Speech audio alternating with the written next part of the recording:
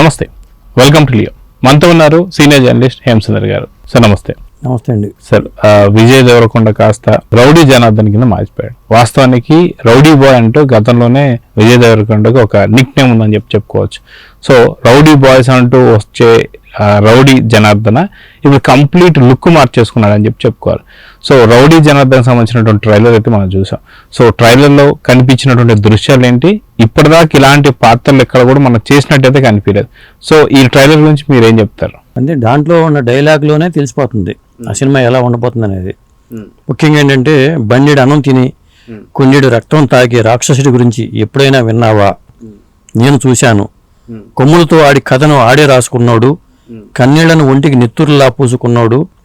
చావు కళ్ళ ముందుకు వచ్చి నిలబడితే కత్తయి లేచి కలబడినోడు కనబడ్డాడు నా లోపల అంటూ విజయ్ దేవరకొండ తన బేస్ వాయిస్తో ఆదరకొట్టిన డైలాగ్ అనమాట ఇది. చూస్తే మనకి దసరాలో నాని, ప్యాడేజ్లో నాని ఇలాంటి గెటప్స్ కనిపిస్తుంది, కొద్దిగా ఛాయలు కనిపిస్తున్నాయి. ఆ గెటప్ కానీ, ఆ రాక్షసులు కానీ, పదాలు కానీ, ఆ డార్క్ షేడ్స్ కానీ, ఇవన్నీ చూస్తే సినిమా పూర్తిగా 100% మాస్ మసాలా సినిమా విజయ్ దేవరకొండకి. అంటే విజయ్ దేవరకొండకి ఒక మంచి హిట్ కావాలి. ఆ హిట్ని ఇప్పుడు దిల్ రాజు గారు ఇచ్చేలాగా ఈ సినిమాని వాళ్ళ గ్లిమ్స్ రిలీజ్ చేశారు. పేరు కూడా విజయ్ దేవరకొండ 15వ సినిమా ఇది. రౌడీ జనార్దన్ అని రౌడీ హీరో ఉంటారు విజయ్ దేవరకొండని. పేరు కూడా రౌడీ జనార్దన్ అని పెట్టారు. పైగా ప్రత్యేకత ఏంటంటే, ఈస్ట్ వెస్ట్ గోదావరి స్లాంగ్లో ఈ సినిమాలో డైలాగులు పలకటం, తెలంగాణ స్లాంగ్ నుంచి కొద్దిగా స్లాంగ్ మార్చుకోవడం, ఆంధ్ర స్టైల్లో డైలాగులు చెప్పడం అనేది ఒక హైలైట్గా చెప్పుకోవచ్చు ఈ సినిమాలో. మరి ఈ సినిమాని వాళ్ళు లాస్ట్లో కూడా చెప్పారు, ఈ సినిమా రిలీజ్ ఏమో వచ్చే డిసెంబర్, గ్లిమ్స్ ఏమో ఈ డిసెంబర్, 1 year గ్యాప్ ఉంది. అదండి. సో వాస్తవానికి విజయ్ దేవరకొండ గురించి చూసుకుంటే, మనం అతి తొందరలో పెళ్లి కాబోతుందన్న సంగతి కూడా తెలిసిందే. రష్మిక మండతో వాళ్ళు దానికి సంబంధించి కొంత వివరాలు అయితే బయటపెట్టారు. అదే కాకుండా ఇటీవల కాలంలో అంత పెద్ద హిట్లు అయితే మనకి ఎక్కడ కూడా విజయ్ దేవరకొండ దగ్గర నుంచి కనిపించలే. సో మధ్య వచ్చిన సినిమాల నుంచి కూడా ఎక్కడ కూడా మన లైగర్ దగ్గర నుంచి కూడా మొత్తం అంతా కూడా డిజాస్టర్స్ చూస్తూ వస్తున్నాం.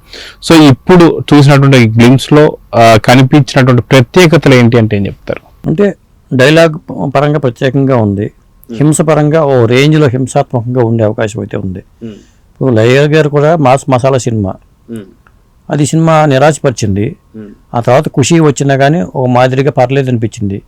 కానీ పెద్దగా చెప్పుకున్న సినిమాలు అయితే లేవు. అర్జున్ రెడ్డి లాగా ఒక రేంజ్లో ఆయన గ్రాఫ్ అలా అమాంతం పెరిగిపోయింది, ఇప్పుడు గ్రాఫ్ అమాంతం తగ్గిపోయింది.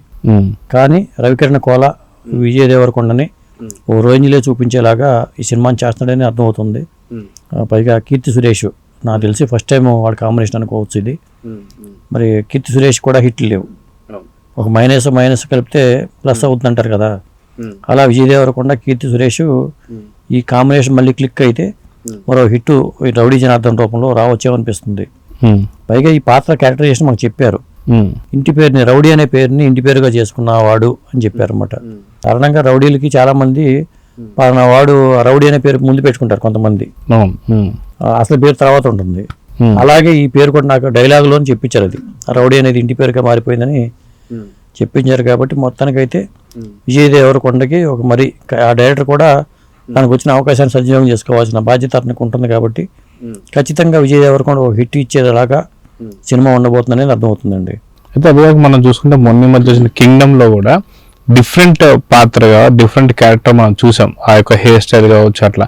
సో ఇప్పుడు ఇంకొంత డిఫరెంట్ గా పూర్తిగా మీసాలు మెలబెట్టి ఏదైతే మల్ల యుద్ధం చేస్తున్నటువంటి ఒక వీరులాగా అనిపిస్తూ వస్తున్నాడు. సో ఇదేదన్నా రియల్ స్టోరీ అనుకోవాలా, లేదా కల్పిత స్టోరీ అనుకోవాలా, లేదంటే ఏ ప్రాంతానికి చెందిన స్టోరీ ఉండొచ్చు అంటే ఏం చెప్తారు? అంటే నేను అనుకోవడం ఏంటంటే, వాళ్ళు చెప్పింది కూడా 1980s కథ జరిగే కథ అండి ఇది, ఇప్పుడు కథ కాదు. 1980s జరిగిన ఒక వాస్తవ కథని బేస్ చేసుకుని వెళ్ళిన కథగా చెప్తున్నారు. అంటే అదే ప్రాంతంలో జరిగిన కథ కూడా అయి ఉండొచ్చు 1980లో. కాబట్టి ఆ తరహా కథాంశంతోనే నేను అనుకోవడం ఒకే పాత్ర అయి ఉంటుంది. మళ్ళీ డ్యూయల్ రోల్ అవడానికి అవకాశం ఉండదేమో. ఏదేమైనా ఇంకా సినిమా రావడానికి సంవత్సరం ఉంది. మొన్న మధ్యన ప్రారంభోత్సవం జరిగింది, ఇవాళ టైటిల్ కూడా రివీల్ చేశారు వాళ్ళు. అంటే ఇప్పుడు దాకా రౌడీ జనార్దన్ అనే టైటిల్ కన్ఫర్మ్ అవ్వాల.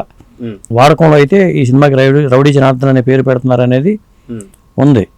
కానీ ఇప్పుడు అఫీషియల్గా కన్ఫర్మ్ చేశారు సినిమా పేరు రౌడీ జనార్దన అనేది.